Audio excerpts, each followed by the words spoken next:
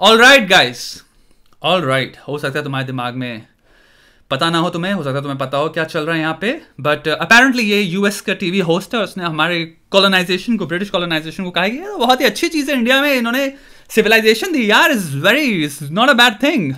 Let's watch. In the real world, the one that we live in, strong countries dominate weak countries. Oh, seriously? ऐसे over simplification से चलता है? ऐसा नहीं होता कि एक्चुअल में कंट्रीज, रिच इनकम कंट्रीज जो होते हैं, जो बहुत भारी मात्रा में एक्चुअल में हेल्प करते हैं फाइनेंशियली, फूड एड भेज के, तुम्हारे डिजीजेस को मिटाने के लिए बहुत सारे प्रोग्राम्स चल रहे हैं क्रॉस कल्चरली, क्रॉस नेशनली, दुनिया भर में, ताकि सारे कंट्रीज की हेल्प हो। ऐसा नहीं होता क्या? जब फ्लड आ जाता है, किसी भी तरह का फैमिन आता है, या फिर किसी तरह का अर्थक्वेक आ जाता है, तो ऐसा नहीं होता कि बहुत सारे कंट्रीज एक्चुअल में एड करते हैं दूसरे की, या फिर सिर्फ डोमिनेट ही करते रहते हैं वीक कंट्रीज को? Trend shows no sign of changing. No, that's actually a stupid statement right off the bat. It's meant for fucking stupid people. अगर तुम उल्लू के पट्ठों को कोई चीज सिखा रहे हो, जिनके पास बुद्धि इतनी नहीं है कि वो चीज को नुआंस में देख पाए, एक चीज को एक चीज की तरह ना देखें या दूसरी चीज की तरह देखें, बट 25 चीज वेरिएबल्स आप उनके सामने इंट्रोड्यूस कर पाओ अगर, तो आप ऐसी बात नहीं बोलोगे। या आप उन्हीं ऑडियंस को बोल रहे हो जो कि बस इधर और पे करते हैं, हाँ दुनिया में माइट इज राइट, हाँ। You can say about the English is that they took their colonial responsibilities seriously. Colonial responsibility, ये शब्द याद करके दिमाग में रख लो, अभी तक मैंने सुना नहीं था। There was something called colonial responsibility, जो कि ऑक्सीमोरॉन है if you really think about oppressor's responsibility. It's like that. Assaulter's responsibility या harasser's responsibility. वो हरास तो कर ही रहे हैं, आपको ऑपरेस कर रहे हैं, बट वो उसमें वो रिस्पॉन्सिबिलिटी भी उनकी है कुछ कि हाँ हम जितना हरास कर रहे हैं वो ठीक है, लेकिन थोड़ा तो हम यार इनको मौलिक ऑर्डर भी करें यार। They didn't just take things, they added. They didn't just take things.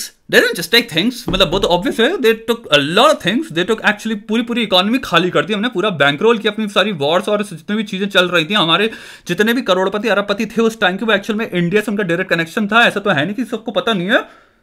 मेरा स्ट्रॉन्ग पॉइंट है कि वो they added things. उसका मेरी शक्ल देखो सेल्फ राइचियसनेस में। They added things. When the US government withdrew from Afghanistan. Yes. Clear parallel, सबसे गजब पैरेलल यही है इंडिया और कॉलोनियल, तुम्हारे 200 साल के कॉलोनियलिज्म को। अमेरिका जो अफगानिस्तान में थी, तालिबान से जो फाइट कर रही थी, उसके बीच में तो क्लियर भाई वही है यार, एग्जैक्ट सेम चीजें तो थी दोनों में। अमेरिका ने तो ऑक्यूपाई कर रखा था ना पूरी तरह से, जिस तरह से ब्रिटिश ईस्ट इंडिया कंपनी ने किया हुआ था यार, वैसी तो था, एकदम सेम चीज थी। After 20 years, we left behind airstrips, shipping containers, and guns. When the British pulled out of India, they left behind an entire civilization. An entire civilization they left behind. उससे पहले तो कोई civilization थी नहीं India के पास। हाँ, ऐसा तो है नहीं कि हमारे पास innumerable quantity में literature, art, philosophy, theology, इन सब चीज में, स्क्रिप्चर्स, इस सब चीज में डीप डेप्थ से भरे हुए टेक्स्ट पढ़े थे, सब कुछ था, जिनकी हो सकता है टू अ लार्ज डिग्री क्षमता ही नहीं थी ब्रिटिशर्स को उस टाइम के जो वहां के स्कॉलर्स हुआ करते थे समझने की, पार्स करने की, उनके साथ बैटल करने की, कि वो समझ पाए कि ओ ये बोल क्या रहे हैं, पिकअप स्टाइल से मैं देखता हूं इसको। नहीं, तो उन्होंने मेनली डिस्कार्ड किया। कुछ लोगों ने समझने की कोशिश करी, कुछ लोगों ने नहीं। हमारे टेक्स्ट का ट्रांसलेशन भी क्या हुआ, वो उसके भी हिस्ट्री देख लो। हमारे टेक्स्ट पहले ट्रांसलेट हुए पर्शियन में, यानी ईरान, पर्शियन में, फिर पर्शियन से ट्रांसलेट हुए फ्रेंच में। तो जो संस्कृत, पहले संस्कृत से पर्शियन, पर्शियन से फ्रेंच, फ्रेंच से फिर इंग्लिश, तो उनके पास हाथ में क्या आ रहा था, वो इतने सारे ट्रांसलेशन से होते हुए उसकी पहली चीज क्या गारंटी, क्या हाथ में आया इनके।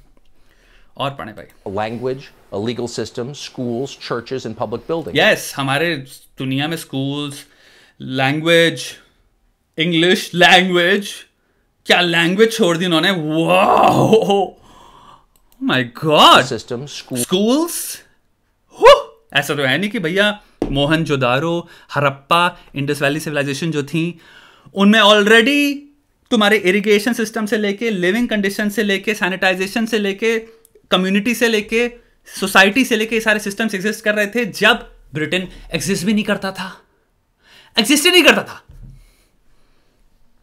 सिविलाइजेशन तो तब से एग्जिस्ट कर रही है, बट ये पॉइंट्स हम बता नहीं सकते ऐसों को, क्योंकि ये उनके लिए बोल रहे हैं जिन्होंने जिंदगी में कभी इतिहास का ई या फिर हिस्ट्री का हा छुआ ही नहीं है। अब इसको जोक में देखेंगे तो हा और ई यानी कि हाय भी नहीं किया उन्होंने अपनी लाइफ में कभी हिस्ट्री को, ये उन लोगों को बोल रहा है।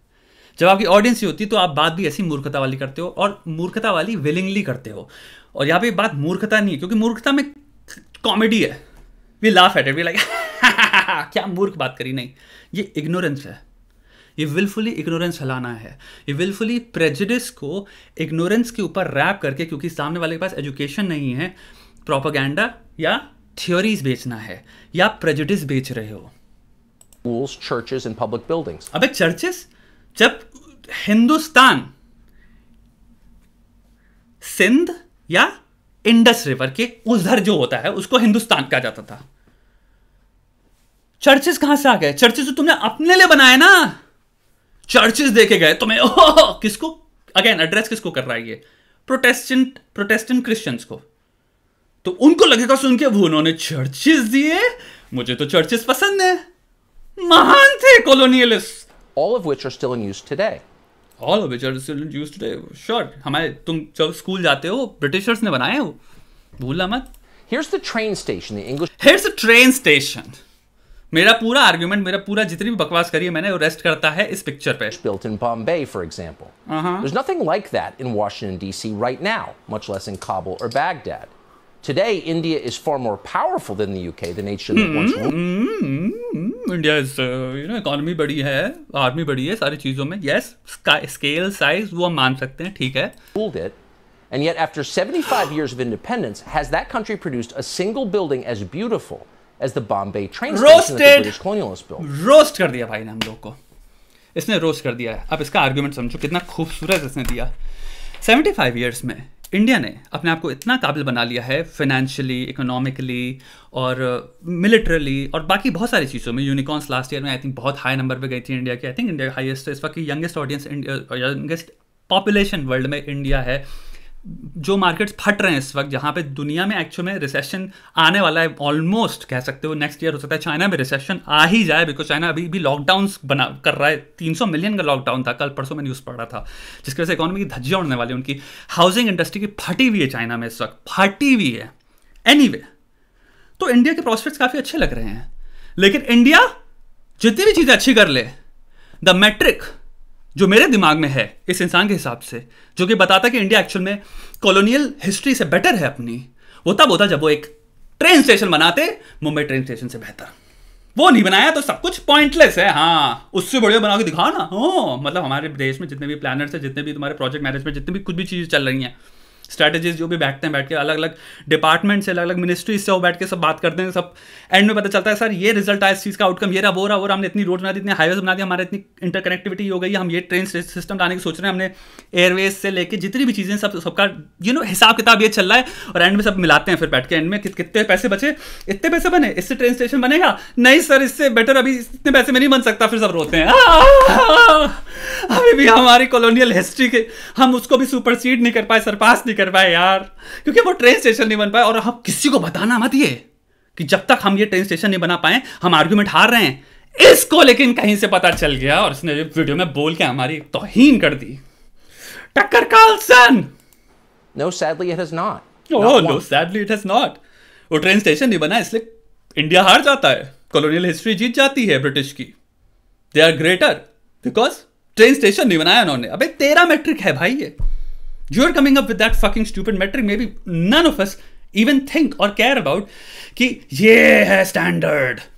जब तक ऐसे बड़ा रेलवे स्टेशन नहीं बनाएंगे हम, तब तक हम कॉलोनियल हिस्ट्री से पीछे रहेंगे। हम maybe nobody is fucking thinking that. Maybe people are thinking of completely things that are relevant, completely new things that are relevant to the times of today. वो स्टेशन तो बन गया ना, हमको उसकी अपकीप पे हम ध्यान दे रहे हैं। So despite what they may be claiming on Twitter tonight, the British Empire... Despite what they may be claiming on Twitter tonight, like facts... was more than just genocide. Was more than just genocide. Like, that's how we talk about genocide आज के time पे. Things were more than just genocide. Just genocide is not like something, वो horrific है, large scale पे, something है जिसने humanity को शर्म आनी चाहिए. Like, history में एक बहुत बड़ा blemish है. It's just genocide. It was more than that. Like, there were train stations, guys. Come on, यार, genocide पे क्यों फोकस कर रहे हो? ट्रेन स्टेशन देखो ना यार, हिटलर ने यार सो वर्ड यार जो भी किया यार, ऑटोबान बनाया ना हिटलर ने, रोड देखो ना क्या गजब है यार, आज भी जर्मनी की देखो ऑटोबान पे लोग ताली बजाते हैं यार, बाकी तो genocide यार. In fact, the British did not commit genocide, except arguably. They did not commit genocide, क्योंकि अभी मैंने कहा it's not just genocide, लेकिन मैं तुम्हें यहाँ पे बोलना चाहूंगा क्योंकि आपको कुछ पता ही नहीं है. They did not commit genocide. Please, Twitter पे जो आ रहा है उसको मत पढ़ना. Against the Dutch during the Boer War, the British did give the world the Magna Carta and habeas corpus. Wow. वरना हम सब कभी फिगर आउट कर ही नहीं पाते खुद से. हेबियस कॉर्पस और मैग्ना कार्टा दे दिया, इसीलिए उनको कॉलोनाइज करना बनता था ना यार. मतलब समझो यार, उन्हें हेबियस कॉर्पस दिया यार, मैग्ना कार्टा दिया, वरना कहां से हम लोग कुछ नहीं कर पाते सिविलाइजेशन में यार. तो ऐसा नहीं है यार. They earned it. And free speech. They helped end the transatlantic slave trade as well as the rich. ओह, ऐसा तो है नहीं कि भाई हमारे डीप स्क्रिप्चर्स में फ्री स्पीच की बात करी गई है. नहीं, ऐसा तो है नहीं. दुनिया में और भी कहीं बहुत सारी जगहों में फ्री स्पीच के आइडियाज कोश कोश में पैदा हो रहे थे. Ritual murder of widows in India. Oh yes, उन्होंने रोका ब्रिटिश ने आके, ए guys, come on, Arya Samaj, तुम्हारा Raja Ram Mohan Roy. The British Empire spread Protestant Christianity to the entire world. It published some of the greatest literature ever written and produced the finest manufactured goods ever made anywhere at any time. Made in India, not made anywhere. Moon से या Mars से बना के थोड़ी ला रहे थे बेवकूफ आदमी. इतने मूर्ख आदमी है भाई ये. कह रहा they made the finest. Where at any time. Oh really? Oh my god. Ever made anywhere. Ever made anywhere except India. Any time, including. Any time, no. During that time. Now. It was an impressive place run by impressive people.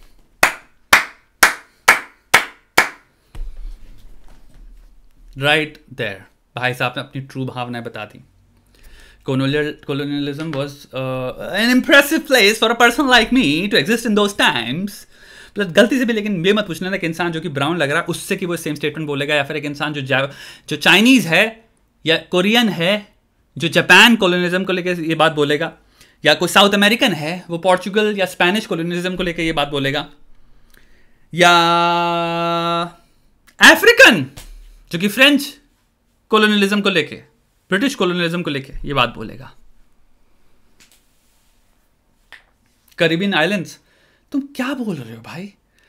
सिर्फ तुम बोल सकते हो ये बात. It was an impressive place with impressive people. Really, really. 1800 सदी के लोग जो कि अपने आप को रेशियली सोचते थे कि वो सुपीरियर हैं इन लोगों से या फिर उन लोगों से क्योंकि इनका रंग अलग है. I'm not saying all of them were like that. Most of them were like that. उस टाइम पे सब्जेक्ट्स हुआ करते थे, मेरे को जहाँ तक याद नहीं आ रहा है, but I think the term was phrenology, जो सब्जेक्ट हुआ करता था जिसमें हमारे ब्रेन स्ट्रक्चर को देख के बताया करते थे कैसे वाइट रेस सुपीरियर है, और क्योंकि ब्लैक्स या अफ्रीकन्स वो इन्फीरियर हुआ करते हैं, या फिर बाकी जो रेसेस होती हैं उनका ब्रेन स्मॉल हुआ करता था. उल जलूल साइंसेज एग्जिस्ट किया करती थी उस टाइम पे जो कि प्रूव करती थी वाइट सुपीरियरिटी को या फिर वाइट सुप्रीमेसी को. 1800 सदी का इंसान जो कॉलोनियलिस्ट था, जो कॉलोनियलिज्म पे विश्वास करता है, जो कि विश्वास करता है कि हम सुपीरियर रेस हैं, क्योंकि भाई वीडियो डॉक्यूमेंट हैं, डॉक्यूमेंट्रीज हैं जहाँ पे वाइट लोग उस टाइम के जिनके कैमरा रखे उनसे बात करें तो वो बात करें कि हमारा ब्लड प्योरर है, वो तो हमारे खून में है purity, we are of a higher race. We will see many empires going forward, but we will never see one so benign. Oh my God. My fucking God. We will never see an empire so benign. So good. I wish I was born in that time, colonialism के time. I wish I could, with my white skin and my white privilege, I could go to these countries जहाँ पे colonialism चल रहा था, फिर मैं वहाँ पे देख पाता ऐसे glorious time, impressive people. आप लोग रूल कर रहे हैं लोगों को. This makes me feel so good. Basically ये इंसान कहीं ना कहीं मुझे थोड़े से ग्लिम्स आ रहे हैं इसकी ऑडियंस में वाइट सुप्रीमेसी या इन सब चीज़ों के, कि आप उन लोगों को ये बेच रहे हो. यहाँ पे ऑब्वियसली आपको चीज़ कुछ जो फीचर्स हैं वो ये हैं. पहला तो the absolute fucking lack of any knowledge of their own history, of colonial history, and जो आपको मिल रहा है जब आपके पास नॉलेज नहीं होती एंड आपका बायस है कि नहीं ऐसा तो नहीं हो सकता, मेरे एंसेस्टर्स पूरी तरह से कमीने हों, कुत्ते हों, नहीं, तो आपको एक ऐसा बायस देने वाला इंसान जो आपको बेमतलब की 3 सेकंड में एक इतिहास जो 200 साल से लेकर बहुत ज़्यादा और सालों तक दूसरे कंट्रीज डिपेंडिंग ऑन सब पूरी कॉलोनियलिज्म की बात करें तो रेंज करता है, उस हिस्ट्री को कंडेंस कर रहा है 10-30 सेकेंड्स में, तो वो ऐसी बेवकूफ़ी वाली बातें करेगा।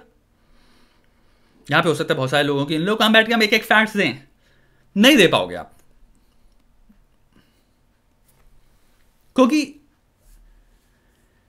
जो टारगेट ऑडियंस है वो ये बिलीव करती है, वो सुनने ही इनको आ रहे हैं, वो आ रहे हैं उस काइंड ऑफ वो जो भी उनका, मुझे पता नहीं टर्म क्या है इसमें, कि हमारे कॉकेशियन या वाइट जो भी हमारे इतिहास है, हम उसको अभी भी उसका भी हम नैरेटिव चेंज कर पाएं, ये वो उस दिमाग से आ रही है वो ऑडियंस भाई, तो आप उनका वो नहीं कर पा रहे हो। और जहां तक ट्रेन स्टेशन आर्ग्यूमेंट की बात है, इसमें आपको सिंपल 5 चीजें देखनी भैया। तुम्हारे कॉलोनाइजेशन इंडिया में क्या किया, किताबें हैं पढ़ लो, पूरी किताबें हैं, या फिर कॉमन सेंसिकल कुछ चीजें हैं। इंडिया की जीडीपी देख लो, मैं कह रहा हूं मुगल टाइम पे भी, मुगल टाइम से पहले भी, तुम्हें पहले वो एक सिंपल सा फैक्ट है, और उसके बाद देख लो इंडिया फ्रीडम के बाद कहां था, क्या हाल था, लाइक बहुत छोटी चीजें हैं, इसमें कुछ गूगल सर्चेज रहेंगी। ये these assholes basically colonisers literally bankrupted our nation, ठीक है, they did commit a fucking genocide, ठीक है, तुम्हारे अपनी वॉर डायरेक्टली बैंकरोल करी और अपनी कॉलोनीज से। हम बेसिकली मैन्युफैक्चरर या फैक्ट्री थे या बैंक थे इनको वो देने के लिए कि भैया वहाँ के करोड़पति जो भी कैसल्स या फिर उसमें जिन्होंने फॉर्च्यून्स बनाया, बहुत ज़्यादा लोगों ने उस टाइम पे कॉलोनाइजेशन के टाइम पे इंडिया में बनाया। दे फाउंड थिंग्स, उन्होंने तुम्हारे जो भी चीज़ अपना पूरा फॉर्च्यून्स बिजनेस में इसमें जो बनाया है वो इंडिया में बनाया भाई। सबसे खतरनाक चीज़ से बात कर लेते हैं भाई, डिवाइड एंड रूल पॉलिसी।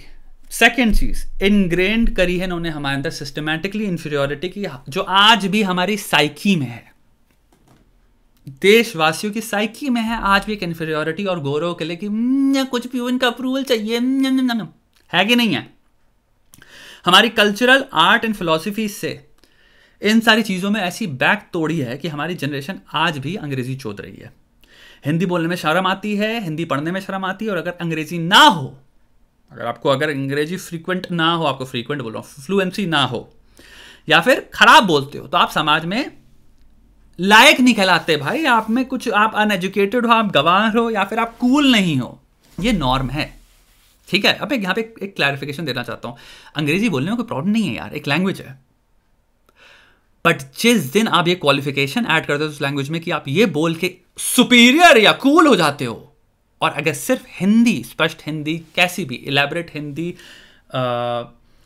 किसी भी प्रकार की हिंदी में अगर आपको शौक है, तो आप कहीं ना कहीं थोड़े से वो जाते हो कि देसी हो आप। अगर ये जिस थॉट लाती है तो ये वायरस है थॉट, और आपके दिमाग में प्लांट कर दिया गया है, और ये बहुत बड़ी प्रॉब्लम है।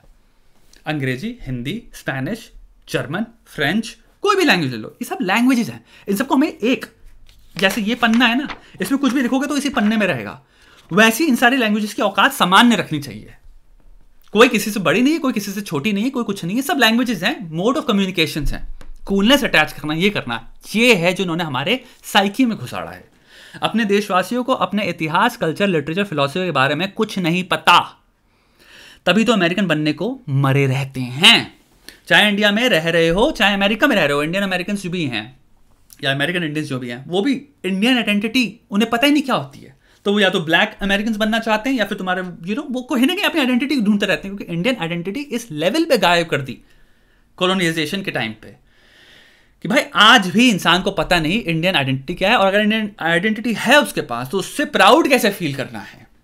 अब हम काइंड ऑफ रीलर्न कर रहे हैं बिकॉज ऑफ इंटरनेट, एक जो वापस रेनेसॉन्स चल रहा है इस टाइम पे, जहां पे वापस क्रिएटर्स इंडियन आइडेंटिटी को एक्सप्लोर करके आपके सामने प्रस्तुत कर रहे हैं, आपको एजुकेट कर रहे हैं उन चीज़ों के बारे में कि भैया इसमें तुम बहुत कूल हो, तुम्हारी हिस्ट्री बहुत डीप है, तुम्हारी फिलॉसफी बहुत डीप है, तुम बस परिचय नहीं है तुम्हारे इन सब चीज़ों से, परिचित ही नहीं हो, तो तुम्हें लगता है हमारे पास कुछ नहीं है।